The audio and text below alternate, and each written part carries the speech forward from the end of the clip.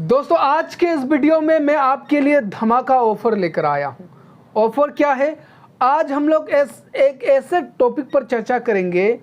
प्रश्न 2 रहेगा लेकिन प्रश्न का उत्तर एक ही रहेगा। ठीक है, हम एक ही उत्तर को इस तरह से डिज़ाइन करेंगे कि आपसे फिर चाहे दोनों प्रकार से प्रश्न पूछे, आप उस उत्तर को लिखाइए, आपको निश्चित रूप से संपूर्ण अंक जो है वो दिया जाएगा। बता दो आप सभी को, आज हम लोग एक बहुत ही महान और फेमस रचनाकार के बारे में चर्चा करेंगे। कुछ लोग उसे आदिकाल के कवि के रूप में भी मानते हैं और कुछ लोग उसे मध्यकाल के कवि के रूप में भी जानते हैं। तो बता दूं आपको, इसको आदिकाल के और कुछ लोग मध्यकाल के इसलिए मानते हैं क्योंकि ये आदिकाल के अंतिम दौर के रचनाकार या फिर कवि है और वहीं मध्यकाल के प्रारंभिक दौर के रचनाकार या कवि के रूप में है। इसलिए इनको आदिकाल और मध्यकाल दोनों में ही, कुछ लोग आदिकाल में गिनते हैं, कुछ लोग भक्ति काल में गिनते हैं। ठीक है जी हाँ, मैं बात कर रहा हूँ अमीर खुसरो की। ये आपके बीए के सिलेबस में भी इनको संकलित किया जाता है और इनको आपके मास्टर्स के सिलेबस में, पाठ्यक्रम में भी इनको संकलित किया जाता है। और ये आज जो मैं विषय आपको बताने जा रहा हूँ, ये फिर चाहे आप बीए के विद्यार्थी हो या फिर चाहे आप एमए के विद्यार्थी हो, आप दोनों के लिए ये वीडियो जो है वो बिल्कुल उपयोगी रहने वाला है। हाँ, मैं बात कर रहा था दो प्रश्न की, मतलब एक तीर से 2 निशाना आज हम लोग लगाएंगे। आपने देखा होगा कि अमीर खुसरो पर आलोचनात्मक सबसे पहला कौन सा पूछा जाता है कि अमीर खुसरो की साहित्यिक परिचय। ठीक है, तो आज के इस वीडियो में हम लोग अमीर खुसरो की साहित्यिक परिचय, मतलब उनका परिचय जो हम लोग वो अकॉर्डिंग टू लिटरेचर के हिसाब से देखेंगे और साथ ही साथ उनके पहेलियों के वैशिष्ट्य पर भी चर्चा करेंगे। अब ये वैशिष्ट्य शब्द सुनकर आप भ्रमित मत होइए या फिर ओचक्का भोचक्का मत रहिए कि ये कौन सा शब्द है। आपने देखा होगा, मैं बार बार बहुत सारे कवियों की विशेषताएं आपको पढ़ाता हूं और उसका नोट्स आपको प्रोवाइड कराता हूं। तो ये जो विशेषता है उसी को वैशिष्ट्य भी कहा जाता है। तो आपसे वैशिष्ट्य पूछे या फिर विशेषता पूछे, दोनों का अर्थ एक ही होता है। तो आज हम लोग अमीर खुसरो की साहित्यिक परिचय को देखेंगे और साथ ही साथ उनके पहेलियों के वैशिष्ट्य, पहेलियों के विशेषताओं को भी समझेंगे। देखिए, मैं उनके पहेलियों की बात कर रहा हूँ। वैसे अमीर खुसरो एक गीतकार के रूप में जाने जाते हैं, एक गज़लकार के रूप में जाने जाते हैं, एक संगीतकार के रूप में जाने जाते हैं, एक शायर के रूप में जाने जाते हैं और फुटकर गीतकार के रूप में भी जाने जाते हैं। और साथ ही साथ उन्होंने बहुत सारी पहेलियाँ, मुकरियाँ भी लिखी है। तो हम लोग उनके पहेलियों के विशेषताओं को जानेंगे। खास करके उनकी जो पहेलियाँ हैं वो बहुत ज़्यादा प्रचलित है और पहेलियों से ही प्रश्न पूछा जाता है। तो चलिए, आज का ये वीडियो बहुत ज़्यादा इंटरेस्टिंग रहने वाला है। तो चलिए बिना किसी विलंब के आज के इस विषय को शुरू करते हैं। विषय को शुरू करने से पहले नमस्कार दोस्तों, दिस इज सागर विश्वकर्मा और आप सभी का मेरे way to learning SB channel में बहुत बहुत स्वागत है। दोस्तों, क्योंकि इस वीडियो में हम लोग 2 प्रश्न को एक साथ लेकर चल रहे हैं, अमीर खुसरो की साहित्यिक परिचय और उनकी पहेलियों की वैशिष्ट्य। ठीक है, पहेलियों की विशेषता। तो यहाँ पर हम लोग इंट्रोडक्शन के जगह पर हम लोग सीधा अमीर खुसरो की साहित्यिक परिचय लिखेंगे। वैसे हम लोग इंट्रोडक्शन में लिखते क्या थे? अगर हम किसी कवि की काव्यगत विशेषताएं लिखते हैं तो इंट्रोडक्शन में, प्रस्तावना में हम उनके बारे में ही तो लिखते हैं, उनके साहित्यिक परिचय के विषय में तो लिखते हैं। ये जो प्रस्तावना है ये उनकी प्रस्तावना भी है और साथ ही साथ उनकी साहित्यिक परिचय भी है। अमीर खुसरो जो है वो खड़ी बोली हिंदी के आदि कवि माने जाते हैं। जी हाँ, अमीर खुसरो को खड़ी बोली हिंदी के प्रथम कवि, आदि कवि का जो दर्जा है वो दिया जाता है। ये आपसे कॉम्पिटिटिव एग्जाम में भी प्रश्न पूछा जा सकता है, तो आप अमीर खुसरो कहिएगा। इनका वास्तविक नाम जो है वो अब्दुल हसन था। क्या था इनका वास्तविक नाम? अब्दुल हसन, और जिनको तूतिए हिंद के नाम से भी जाना जाता है। जी हाँ, अमीर खुसरो को तूतिए हिंद के नाम से भी जाना जाता है। तूतिए हिंद मतलब हिंदुस्तान का तोता। किसका तोता? हिंदुस्तान का तोता। इसलिए उनको तूतिए हिंद के नाम से भी जाना जाता है। इनका जन्म सन 1253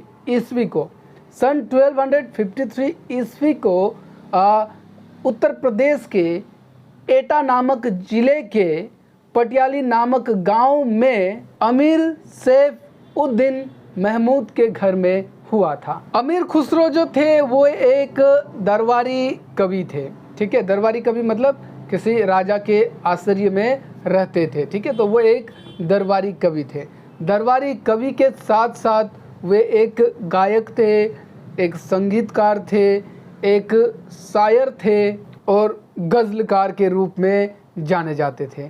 इन्होंने अपने जीवन काल में, ठीक है, इन्होंने अपने जीवन काल में गुलाम वंश का पतन, खिलजी वंश का उत्थान मतलब रीओरिजिनेटिंग, ठीक है, तो खिलजी वंश का उत्थान और वही तुगलक वंश का प्रारंभ जो है इन्होंने अपने जीवन काल में देखा था। ये अपने जीवन काल में लगभग 9 सुल्तानों के यहाँ दरबारी कवि रहे। अतः हम ऐसा कह सकते हैं कि तत्कालीन जो सुल्तान थे उनका इतिहास जो है इनकी रचनाओं द्वारा सुरक्षित है। कहने का तात्पर्य कि समसामयिक घटनाओं को इन्होंने अपने रचनाओं में लिखा है और वो अभी तक सुरक्षित है। अमीर खुसरो किस भाषा में लिखते थे इसकी बात करें तो अमीर खुसरो जो है वो फारसी, अरबी, तुर्की, ब्रज तथा हिंदी भाषा के ज्ञाता थे। मतलब कि ये कई सारी भाषाओं में अपनी रचनाएं जो है वो लिखा करते थे। सूफी संत निजामुद्दीन औलिया को इनका गुरु बताया जाता है। अमीर खुसरो ने कविता की लगभग 99 पुस्तकें लिखी है जिनमें कई लाख जो है वो शेर है, परंतु अभी की बात करें तो केवल 20-22 उनके द्वारा लिखी गई ग्रंथ ही अभी उपलब्ध है। इनका तुर्की, अरबी, फारसी, हिंदी का पर्यायवाची नामक कोश जो है, कोश मतलब डिक्शनरी, ठीक है, जिसमें ये अनेक भाषाओं के शब्द के अर्थ को अलग अलग भाषा में लिखते थे। ये जो उनका ग्रंथ है, जो पुस्तक है, ये बहुत ज़्यादा प्रसिद्ध है। अमीर खुसरो ने कई सारे पहेलियाँ भी लिखी, मुकरियाँ भी लिखी। मुकरियाँ मतलब कि बातों को कहकर मुकर जाना, मुकरियाँ हैं, ठीक है। और साथ ही साथ इन्होंने कई सारे फुटकर गीत भी लिखे। फुटकर गीत मतलब एकल्य गीत आप कह सकते हैं। उदाहरण के लिए हम उनकी एक पहेली को लिख सकते हैं कि एक थाल मोती से भरा, सबके सिर पर औंधा धरा, चारों ओर वो थाली फिरे, मोती इससे एक न गिरे, बताओ ये क्या है। तो ये आकाश है। आकाश के लिए ये पहेली का प्रयोग वो कर रहे हैं कि आकाश में जो टिमटिमाते तारे हैं वो मोती समान है, लेकिन उससे एक मोती भी नहीं गिरती है। इन्होंने कई सारे गज़लें भी लिखी है। अर्थात हम ऐसा कह सकते हैं कि हिंदी साहित्य के लिए अमीर खुसरो ने एक नए मार्ग का अन्वेषण किया है। नए मार्ग का अन्वेषण मतलब कि एक नए मार्ग का खोज इन्होंने किया है। और इन काव्य, पहेलियों और मुकरियों द्वारा उन्होंने जनता को मनोरंजित किया है। पहेलियों का प्रयोग कर, मुकरियों का प्रयोग कर अमीर खुसरो जो है वो जनता में, लोगों में, ठीक है, एक प्रकार की कौतूहल जो है वो बनाए रखते हैं। कौतूहल बनाते हैं और विनोद का सृष्टि करते हैं। कौतूहल मतलब कि उनमें क्यूरियोसिटी, जानने की इच्छा ना, जिज्ञासा जो है वो बनाते हैं कि आपके सामने कोई एक पहेली रख दी और अब तो आपको जानने मन होगा ना, आपको जानने की इच्छा होगी कि ये क्या हो सकता है। क्योंकि अमीर खुसरो एक गायक भी थे, गीतकार भी थे, वो उनके द्वारा लिखी गई अधिकतर गीतें जो है वो गाई जा सकती है, तो उन्होंने काव्य को एक नया रूप दिया, कव्वाली, ठीक है। कव्वाली आपने सुना होगा, गीतों में गाया जाता है, बहुत ज़्यादा प्रचलित है, ठीक है। तो उन्होंने काव्य को कव्वाली का रूप प्रदान किया जो आज भी प्रचलित है और सिनेमा में कव्वाली आज भी चलती है, एवं भी चलती है, केवल सिनेमा में ही नहीं। तो अमीर खुसरो को कव्वाली का जनक के रूप में भी जाना जाता है। अमीर खुसरो के विषय में कहा जाता है कि ये जो सितार है ना, जिसे हम बजाते हैं, तो उनके आविष्कारक जो है वो अमीर खुसरो ही है। खैर इस बात में कितनी सच्चाई है ये तो पता नहीं, परंतु अमीर खुसरो को ही सितार के आविष्कार के रूप में जाना जाता है और हम हिंदी के विद्यार्थियों को पढ़ाया जाता है। अमीर खुसरो जो है वो कई भाषाओं का प्रयोग करते थे और कई सारे भाषाओं का प्रयोग कर वो उस समय के तत्कालीन जो सबसे बड़े दो जात थे, जो धर्म के दो लोग थे, हिंदू और मुसलमान, उनके बीच में एकता की भावना स्थापित करने का प्रयास जो है वो करते थे। लगभग 1324 ईस्वी की बात है। उस समय अमीर खुसरो के जो गुरु थे, ठीक है, औलिया, कहा जाता है कि उनका देहांत हो जाता है, वे मृत्यु को प्राप्त हो जाते हैं। उस समय अमीर खुसरो जो है वो बंगाल में थे, वेस्ट बंगाल में थे, ठीक है। तो जैसे ही गुरु के मृत्यु का समाचार उनको मिलता है, वो वैसे ही तुरंत दिल्ली चले आते हैं और जब आकर देखते हैं कि उनके गुरु तो है वो मर चुके हैं, तो गुरु के कब्र के बगल में बैठकर वो एक दोहा पढ़ते हैं और वो दोहा पढ़ने के बाद वो वहीं बेहोश हो जाते हैं। वो दोहा कुछ इस प्रकार है जिसको हम लोग गा कर पढ़ते हैं। तो इस दोहा को अगर हम गा कर पढ़ेंगे तो अधिक उसमें लय आएगी, ठीक है। वैसे मैं गाता नहीं हूँ, मेरे गाने से गजब बेइज्जती हो जाती है, लेकिन ये दोहा इसको गाकर ही पढ़ना चाहिए। कि अमीर खुसरो कहते हैं, लिखते हैं कि गोरी सोवे सेज पर, मुख पर डारी केस, चल खुसरो घर आपने, रेन भय चहु देश। तो ये दोहा पढ़ने के बाद वो वहीं बेहोश पड़ जाते हैं। कुछ लोग उनको उठाकर चले जाते हैं। कहा जाता है कि इसके ठीक एक वर्ष पश्चात सन 1325 ईस्वी को अमीर खुसरो का भी देहांत हो जाता है। वे भी मृत्यु को प्राप्त हो जाते हैं। हमेशा के लिए हम सबको छोड़कर चले जाते हैं, परंतु जाते जाते अपने गज़लों में, अपने पहेलियों में, अपने साहित्यिक रचनाओं में, अपने काव्य में सदैव के लिए अमर होकर चले जाते हैं। तो दोस्तों, अब तक जो हम लोगों ने चर्चा की, इसको आप अमीर खुसरो की साहित्यिक परिचय में लिख देंगे तो पर्याप्त है। वैसे लिखने को बहुत कुछ है, लेकिन हमें एग्ज़ाम के अकॉर्डिंग ही लिखना है। यहाँ पर हमने मेन बातें कर दी, ठीक है। उनका प्रारंभ से लेकर अंत तक की बातें हम लोगों ने कर ली और एक दो दोहा उदाहरण के तौर पर हम लोगों ने लिख भी दिया। तो साहित्यिक परिचय में इतना लिख देंगे तो पर्याप्त है। अब हम खुसरो की पहेलियों की विशेषता पर चर्चा करेंगे, ठीक है। तो खुसरो की पहेलियों की विशेषता की बात करें तो सर्वप्रथम जो विशेषता होगी, सबसे पहली जो विशेषता होगी, वैशिष्ट्य होगी, वो है मनोरंजन। यहाँ पर हम उनके काव्य की नहीं, अपितु उनके पहेलियों को आधार पर रखकर हम यहाँ पर विशेषताओं की चर्चा कर रहे हैं। तो सबसे पहली जो उनकी विशेषता रहेगी वो है मनोरंजन।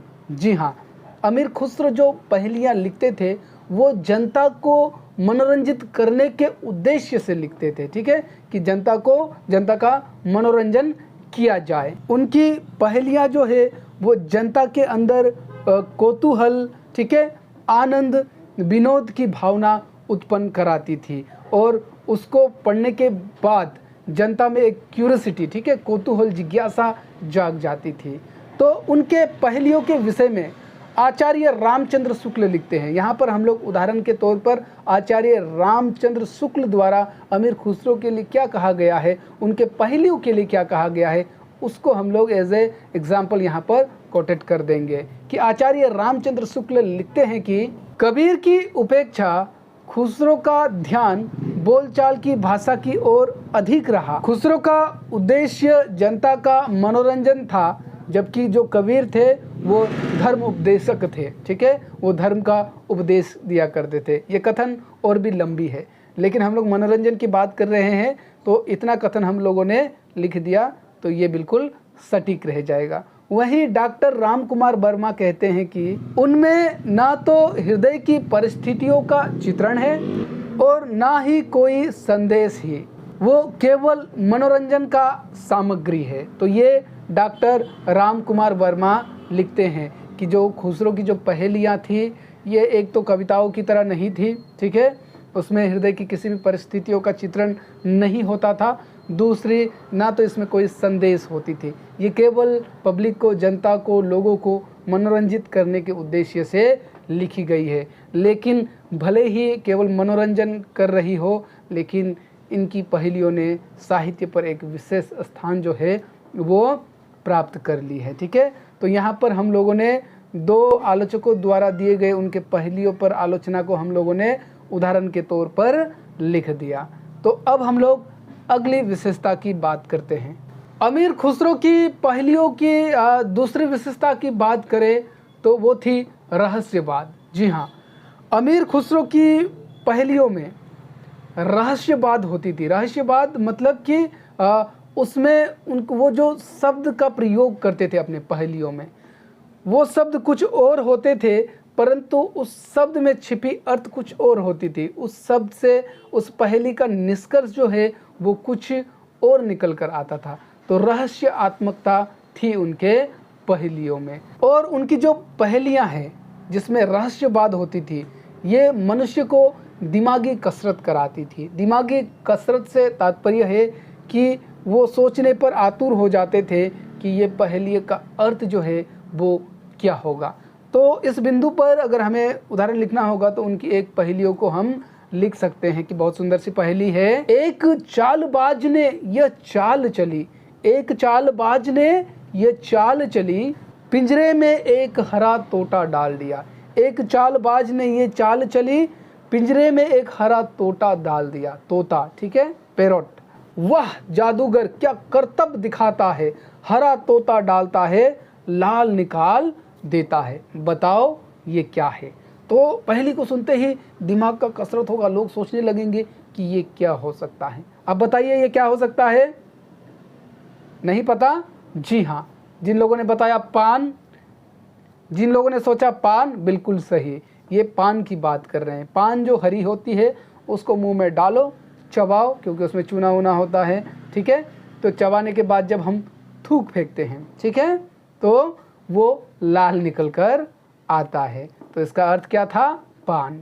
उनकी पहले की अगली विशेषता होगी बौद्धिकता का विकास। बौद्धिकता का विकास, जी हाँ, अमीर खुसरो की जो पहेली होती थी वो भले ही मनोरंजन के लिए हो, लेकिन वो केवल मनोरंजन मात्र के लिए नहीं। मैंने थोड़े देर पूर्व भी कहा कि वो लोगों को दिमागी कसरत कराती थी, लोगों को सोचने पर मजबूर कर देती थी, ठीक है। तो जब लोग सोचने लगते हैं तो उनकी जो बौद्धिक क्षमता है, ठीक है, बौद्धिक क्षमता जो है वो बढ़ती है, तो बुद्धि का विकास होता है। और जब बुद्धि का विकास होता है और जब लोग अधिक सोचते हैं, सोचने लगते हैं, तो उसमें एक तीव्रता उत्पन्न हो जाती है। तो यहाँ पर भी आप एक उदाहरण लिख दीजिए, क्या ही जाता है कि वो लिखते हैं कि एक नर ने अचरज किया, एक नर ने अचरज किया, सांप मार पिंजरे में दिया, ज्यों ज्यों ताल सांप को खाए, ज्यों ज्यों ताल सांप को खाए, सूखे ताल सांप मरी जाए। तो ठीक है, तो यहाँ पर एक नर ने क्या किया कि सांप पकड़कर पिंजरे में डाल दिया और सांप को खाने के लिए ताल दे दिया, ठीक है। और जब जब वो ताल को खा रहा है तो ताल सूखते जा रही है, और खाने के बाद तो जीना चाहिए, लेकिन ताल सूखते तो सांप जो है वो ताल को खाता है, तो खाने के बाद तो उसको जीना चाहिए, परंतु क्या है, ताल जैसे जैसे सूखते जा रहा है और वहीं सांप भी मरते जा रहा है। तो ये क्या है पूछते हैं, तो बता दूं ये दिया की बात कर रही है। आपने देखा होगा कि दिया पर बाती को डाल दिया जाता है, तो जैसे जैसे वो बाती जलती जाती है तेल जो है वो सूखते जाता है, और तेल सूखने के बाद वो दिया भी बुझ जाती है। उनकी अगली पहेलियों की विशेषता है मौलिकता। अब मौलिकता का अर्थ होता है ओरिजिनलिटी, ठीक है, कि मतलब कि जो उनकी जो पहेलियाँ होती थी वो ओरिजिनल होती थी, वो किसी से सही सहारा लेकर या चुराया हुआ नहीं, वो उनकी अपनी होती थी, उनकी ओरिजिनल होती थी। तो हम कह सकते हैं कि खुसरो की पहेलियों में मौलिकता का गुण जो है वो अधिक देखी जा सकती है। उन्होंने अपने काव्य में जिन पहेलियों की रचना की है उसको हम उनकी मौलिक उद्भावना कह सकते हैं। मौलिक उद्भावना का अर्थ होता है वो शब्द जो किसी के आधार या नकल पर न होकर अपने ही उद्भावना से निकला हो। उद्भावना मतलब अपने ही कल्पना से निकला हो। अमीर खुसरो से पहले भी संस्कृत में पहेलियाँ लिखी जाती आ रही थी, लेकिन जो अमीर खुसरो की पहेलियाँ थी वो संस्कृत के पहेलियों से बिल्कुल अलग थी, बिल्कुल भिन्न थी। तो यहाँ पर भी एक उदाहरण हम लोग लिख सकते हैं। सर पर जटा गले में झोली, सर पर जटा गले में झोली, किसी गुरु का चेला है, भर भर झोली घर को धावे, उसका नाम पहेला है। तो मतलब बताओ कि ये पहेली क्या है। तो यहाँ पर वो भुट्टे की बात कर रहे हैं, जो मकाई होता है ना, भुट्टा। तो आपने देखा होगा कि भुट्टा तो एक थैली में होता है, फिर उसके सर पर जो बाल होती हैं, ठीक है, तो उसकी बात वो कर रहे हैं। उनकी अगली पहेली की विशेषता होगी संगीत आत्मकता। जी हाँ, अमीर खुसरो एक गायक थे, एक गज़लकार थे, तो संगीतात्मकता तो निश्चित रूप से आना ही आना था। तो वो जो पहेलियाँ लिखते थे वो पहेलियों को भी गीतों की भांति गुनगुनाया जा सकता था। ये विशेषता उनकी पहेली की रही है। तो यहाँ पर एक हम लोग लिख सकते हैं, सुन भी सकते हैं बेसुरी सी आवाज़ में। आवे तो अंधेरी लावे, जावे तो सब सुख ले जावे, क्यों जानू वो कैसी है, जैसा देखो वैसी है। तो यहाँ पर वो आँखों की बात कर रहे हैं। उनकी अगली पहेलियों की विशेषता थी कि उनकी पहेलियों में तुकबंदी हुआ करती थी। तुकबंदी से तात्पर्य है कि राइमिंग वर्ड्स हुआ करती थी। खास करके जो पहेलियाँ होती थी उनका जो अंतिम जो शब्द होते थे उस शब्द में आप तुकबंदी देख सकते थे। तो उदाहरण सहित आप सभी उनके पहेलियाँ में तुकबंदी, ज़्यादातर पहेलियों में तुकबंदी देखी गई है। तो यहाँ पर हम लोग एक छोटा सा लाइन को कोटेट कर देते हैं कि वो आए तो शादी होए, वो आए तो शादी होए, उस बिन दूजा और न कोए। तो यहाँ पर होए और कोए, यहाँ पर तुकांत आप देख सकते हैं, राइमिंग वर्ड से ये, ठीक है। अब अंतिम में हम लोग कला पक्ष की बात करते हैं। कला पक्ष को हम लोगों ने एक ही बिंदु बना दिया और यहाँ पर हम उनकी भाषा छंद की बात कर लेते हैं। भाषा की बात करें तो विभिन्न भाषाओं के ज्ञाता थे, जैसा कि मैं आपको पहले भी बता चुका हूँ कि वो अरबी, फ़ारसी, तुर्की, खड़ी बोली हिंदी के तो वो आदि कवि ही माने जाते हैं, ठीक है, हिंदी कवि के रूप में जाने जाते हैं, ठीक है। डॉक्टर राम कुमार वर्मा जो थे वो उनको अवधि के प्रथम कवि भी मानते हैं। इनको तूतीय हिंद के नाम से भी जाना जाता है। तूतीय हिंद मतलब हिंदुस्तान का कवि, ठीक है, हिंदुस्तान का तोता। अमीर खुसरो को हिंदुस्तान के कवि होने का बड़ा उनको गर्व था। उन्होंने विभिन्न भाषाओं का प्रयोग करके लोगों के बीच में दोनों ही धर्म मुसलमान और हिंदू धर्म के बीच में एकता की भावना उत्पन्न कराने का भी प्रयास किया है। और वही उनकी पहेलियों में उक्ति वैचित्र्य की प्रधानता रही है। उक्ति वैचित्र्य से तात्पर्य है कि वो जो उक्ति लिखते थे, ठीक है, पहेलियों में जो उक्तियाँ लिखते थे उसको वो एक विचित्र प्रकार से, ठीक है, एक विचित्र प्रकार से वो लिखते थे। तो मतलब एक विचित्रता उनकी पहेलियों में, काव्य में देखी जा सकती है। विभिन्न भाषा का प्रयोग के साथ साथ वो बहुत ही छोटे छोटे वस्तु को भी अपने पहेलियों का विषय बना देते थे। जैसे हमने सांप देखा, पान देखा, ठीक है, उसी तरह से हम लोगों ने भुट्टा देखा, तो वो एक छोटे मोटे विषयों को भी वो अपने काव्य का, अपने पहेलियों का विषय बना देते थे। शैली की बात करें तो वो लोक शैली में लिखा करते थे। लोक शैली में मतलब कि लोगों को समझने वाली शैली में वो लिखा करते थे। इसीलिए उनकी जो काव्य होती थी, पहेलियाँ, मुकरियाँ होती थी, कहकर मुकर जाना, वो बहुत ज़्यादा लोक रुचिकर हुआ करती थी। ठीक है, लोगों में लोग बहुत ज़्यादा उसको पसंद किया करते थे। उन्होंने छंदों का, दोहा का प्रयोग, कई छंदों का और दोहा का प्रयोग भी किया है। सबसे last but not the least कि उनकी भाषा जो है वो बहुत ज़्यादा सरल और सहज होती थी। कहने का तात्पर्य जिसको पढ़ते ही लोगों को समझ में आ जाता था। बहुत ही सरल प्रकार से वो लिखा करते थे। इसलिए तो आचार्य रामचंद्र शुक्ल ने कहा था कि वो जो है बोलचाल की भाषा पर वो विशेष ध्यान देते थे। ठीक है, क्योंकि उनका उद्देश्य लोगों को उलझाना नहीं था, धर्म का उपदेश नहीं देना था, बल्कि केवल लोगों को मनोरंजित कराना था। तो इतना लिखने के बाद हम लोगों का आज का विषय समाप्त हुआ। उम्मीद करता हूं आपको ये विषय समझ में आया होगा। देखिए, आपसे अगर अमीर खुसरो की आपके परीक्षा में साहित्यिक परिचय पूछे या पहेलियों की वैशिष्ट्य विशेषता पूछे, आप इसी उत्तर को लिख कर आइएगा।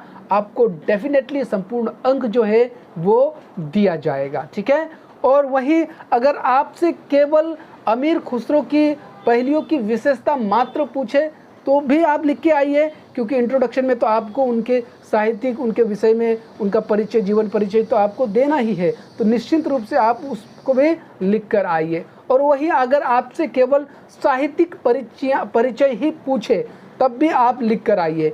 ये जो लास्ट में मैंने उनकी जो पहेलियों की विशेषता बताई आपको, उसको आप लोग पॉइंट वाइज ना लिखकर उसको आप लोग पैराग्राफ वाइज लिख दीजिए, लेकिन उसको भी लिख कर आइए, क्योंकि उन जितना हो सके हम उनकी दोहा पंक्तियों को लिखेंगे तो उतना ही उनके साहित्यिक परिचय जो है वो क्लियर होगा। तो इसलिए आप इसको उस अवस्था में भी आप इसको लिख कर आइए, पक्का आपको मार्क्स मिलेगा। दोस्तों, अंतिम में मैं आपसे यही कहना चाहूँगा कि अब तक अगर आपने मेरे इस चैनल को सब्सक्राइब नहीं किया है तो what are you waiting for, अभी के अभी जाइए सब्सक्राइब के बटन पर और चैनल को सब्सक्राइब करके बेल आइकन को दबाकर ऑल पर क्लिक भी अवश्य कर दीजिएगा, ताकि अगली बार मैं हिंदी साहित्य से रिलेटेड कोई भी वीडियो बनाऊं तो उसका सबसे पहला नोटिफिकेशन जो है वो आपको मिले। वीडियो पसंद आए तो लाइक कीजिएगा, और कुछ पूछना हो, कुछ सुझाव हो, अन्य टॉपिक पर डिमांड हो तो कमेंट कीजिए। अपने दोस्तों को वीडियो शेयर भी कीजिए ताकि उनका भी सहयोग हो जाए।